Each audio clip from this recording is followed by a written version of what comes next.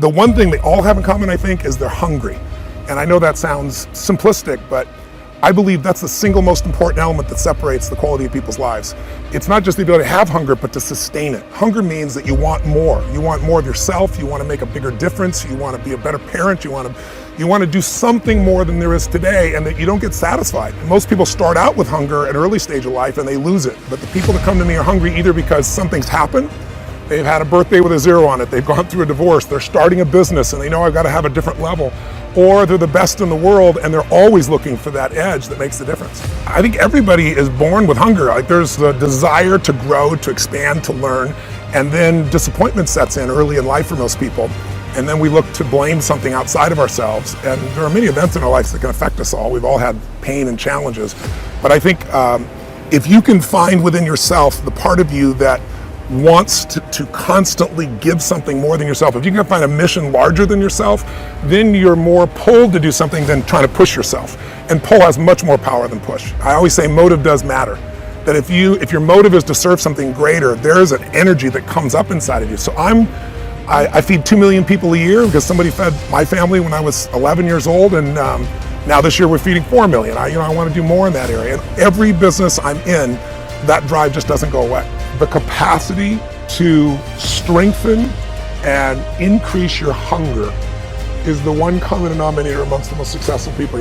They've never lost their hunger. Most people are hungry to achieve a certain amount, make a certain amount of money, and then they get comfortable and relax, or to get a certain level of fitness and then they relax. But Richard is as driven today as when he was 16 years old starting. He's like on fire, and he's 65 years old. Warren Buffett is 85 years old. He's as driven today as when he began the journey, right? I believe intelligence. I love people that are wickedly smart, and I work to be wickedly smart by educating and training myself and so forth, and training my brain. There's a lot of intelligent people who can't fight their way out of a paper bag, right?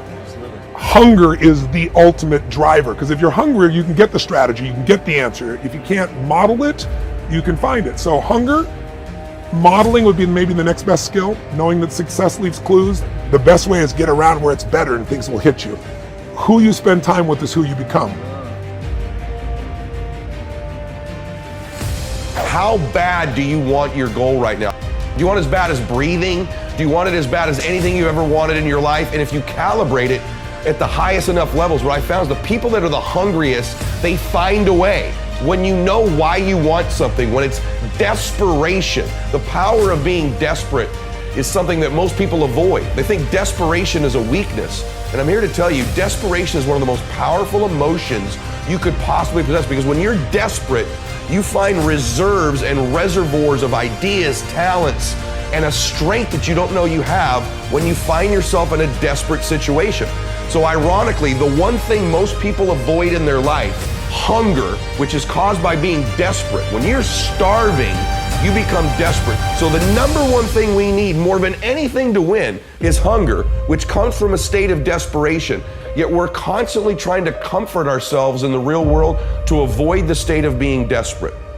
And I'm telling you that I think you need to embrace desperation again in your life. Like, do you want it so bad that you're desperate for it? See, in a fight, you show me two people. This is why it's so hard to repeat as a champion in the fighting game. Because you show me someone who's up and coming, who's hungry for that title, who's never had it before, who can taste it, who knows if they win that belt, their whole life's gonna change. They're gonna be champion of the world, all the endorsements, all the money, all their family life, all their parents' lives are gonna change. You show me somebody chasing that, hungry for it, against someone who's just trying to hold on to a title. And that's why most of the time the challenger beats the champ. It's hard to repeat as a champion because the hunger goes down just a little bit. The greatest athletes, the Kobe's, the Brady's, the Jordans of sports, have a way of feeding their hunger all the time and increasing it. What separates them isn't just their work ethic, isn't just their talent, although those things matter, isn't just they practice more. What separates them is they're just hungrier. They somehow find a way as they climb up the ranks and win championships to get even hungrier for more, where 99% of the athletes lose just a little bit of their edge once they get that first championship, that first pro contract, that first big amount of money, that first world championship. They just lose their hunger a little bit. And then there's the elite, they get hungrier. It feeds the beast.